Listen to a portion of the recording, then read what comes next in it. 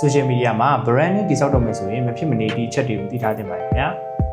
မင်္ဂလာပါခင်ဗျာကျွန်တော်ကတော့မယိုးရှင်ပါရိုးရိုးရှင် marketing agency ရဲ့ founder ပါပထမဆုံးလိုအပ်တဲ့တစ်ချက်ကတော့ target audience ဖြစ်ပါတယ်လူသိများအောင်လုပ်ဖို့ရည်ရွယ်ထားပြီဆိုရင်ကိုယ့်ရဲ့ brand ကိုဘယ်လိုတွေသိအောင်လုပ်မလဲဆိုတာကိုဆုံးဖြတ်ရပါတော့မယ်အသက်အရွယ်မြို့နယ်ကြားမှာစိတ်ဝင်စားမှုနဲ့အမှုချင်းတွေကိုပိုင်းခြားပြီးတော့ target audience ကိုအရင်ဆုံးသတ်မှတ်ပေးပါခင်ဗျာဒုတိယတစ်ချက်ကတော့ brand identity ဖြစ်ပါတယ်ခင်ဗျာနာမည်ကြားရုံနဲ့ကိုယ့်ရဲ့အမှတ်တစိမ့်မှန်သိနေအောင် brand logo vision mission နဲ့ brand တစ်ခုမှရှိနေရမယ့်အရေးအသွေးတွေကိုတည်တည်ကြသတ်မှတ်ထားသင့်ပါတယ်ခင်ဗျာတတိယတစ်ချက်ကတော့ content strategy ဖြစ်ပါတယ်ခင်ဗျာ customer အရင်ထဲမှာအမှတ်ရနေအောင်ကိုယ့်ရဲ့ business page profile မှာဘယ်လိုမျိုး content တွေတင်မလဲတစ်ပတ်ကိုဘယ်နှကြိမ်တင်မလဲဆိုတာကိုကြိုတင်ပြီးစီစဉ်ထားရပါမယ်ခင်ဗျာစတုတ္ထတစ်ချက်ကတော့ competitor analysis ဖြစ်ပါတယ်ခင်ဗျာ